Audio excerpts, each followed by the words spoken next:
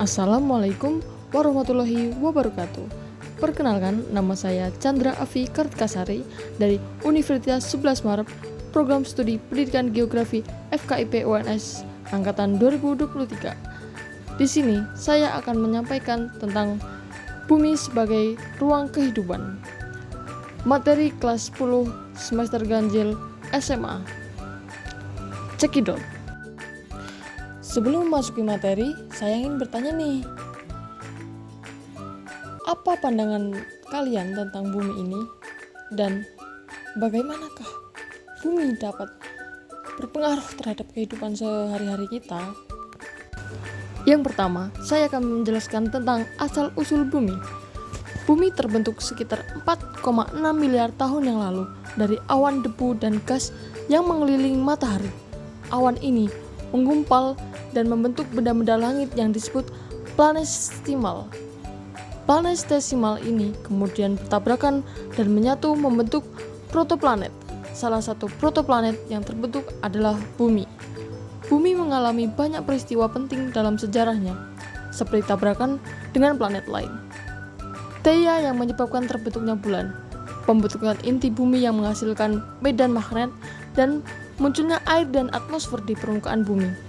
Bumi juga mengalami perubahan iklim dan geologi yang dipengaruhi oleh rotasi dan revolusi bumi, serta pergerakan lempeng tektonik. Selanjutnya, definisi bumi. Bumi merupakan planet yang unik dan istimewa, karena merupakan satu-satunya planet yang mampu mendukung kehidupan dalam sistem tata surya kita. Ditemukannya kehidupan menjelaskan bahwa bumi merupakan planet yang memiliki karakter dan komponen yang sangat unik, seperti dijelaskan oleh Daniel B. Botkin dan Edward A. Keeler dalam buku Environmental Science: Earth as a Living Planet. Selanjutnya adalah teori jagat raya. Yang pertama adalah teori Big Bang. Jagat raya berasal dari materi tunggal yang meledak dan berpencar ke segala arah. Implikasi teori ini, jagat raya mengalami pengembangan atau disebut spektrum biru dan penyusutan atau yang disebut spektrum merah. Teori yang kedua adalah teori state. Jagat raya selalu sama dari dahulu sampai sekarang.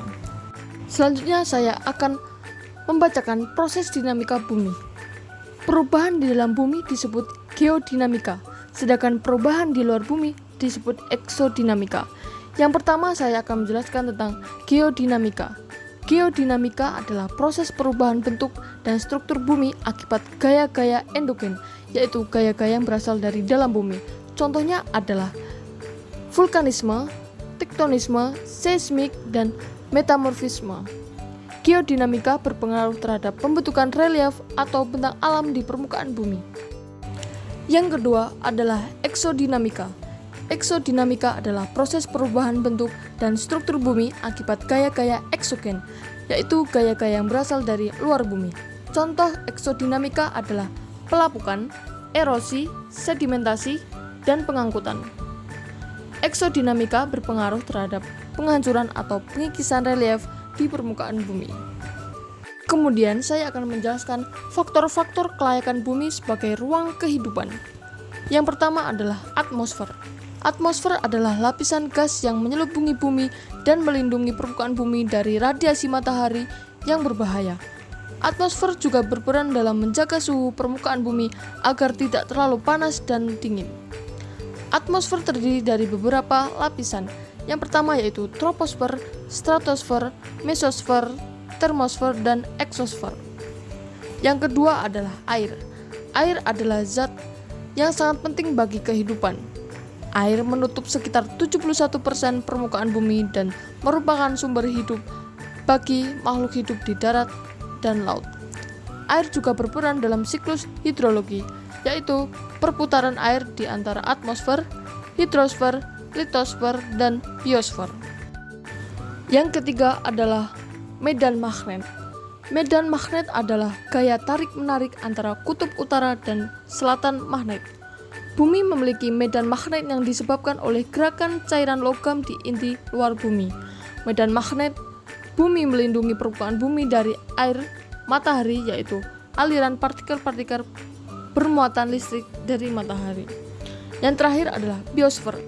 Biosfer adalah lapisan tempat hidupnya makhluk hidup di bumi. Biosfer mencakup bagian-bagian dari atmosfer, hidrosfer, dan litosfer yang dapat dihuni oleh makhluk hidup.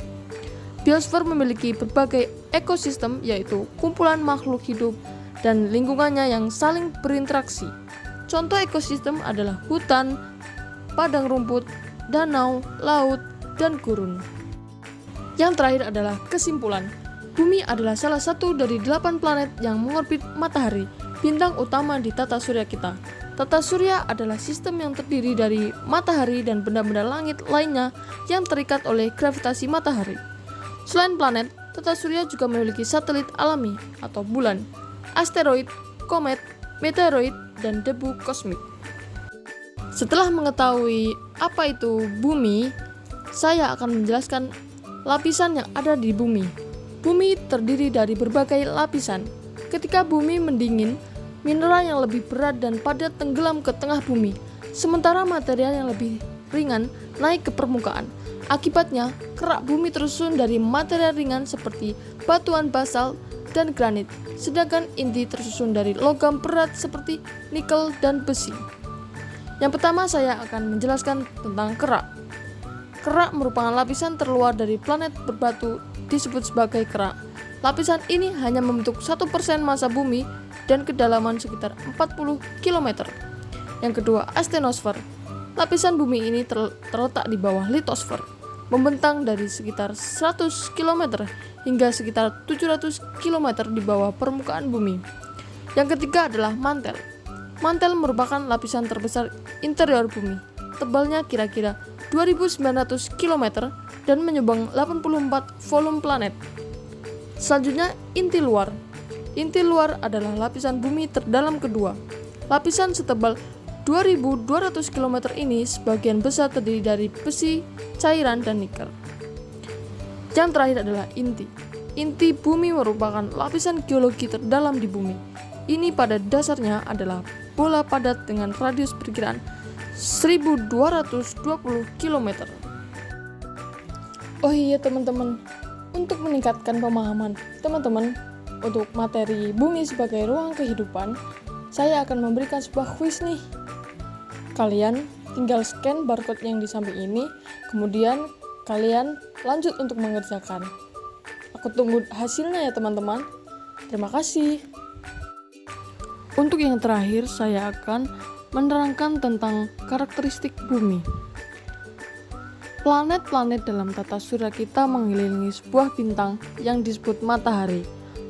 Beberapa planet memiliki satelit yang beredar mengelilingi mereka. Planet memiliki peran yang sangat penting dalam sistem tata surya. Salah satunya adalah menjadi tempat tinggal makhluk hidup. Bumi dapat menjadi tempat tinggal bagi makhluk hidup lantaran suhu planet ini yang relatif tetap. Suhu yang stabil memungkinkan adanya air sehingga mendukung kelangsungan hidup organisme yang menghasilkan oksigen.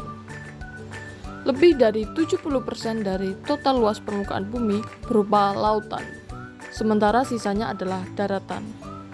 Atmosfer bumi memiliki ketebalan sekitar 700 km. Sebagian besar terdiri dari nitrogen dan oksigen yang mendukung kehidupan di planet ini. Suhu rata-rata di bumi adalah sekitar 15 derajat Celcius. Dengan diameter mencapai 12.756,3 km, bumi berjarak rata-rata sekitar 149,6 juta kilometer dari matahari. Kala rotasi planet ini memakan waktu 23 jam 57 menit. Sementara kala revolusinya berlangsung selama 365,242 hari yang kemudian menghasilkan hitungan tahun. Ciri-ciri yang dimiliki planet bumi adalah keberadaan satu satelit alami yang kita kenal sebagai bulan.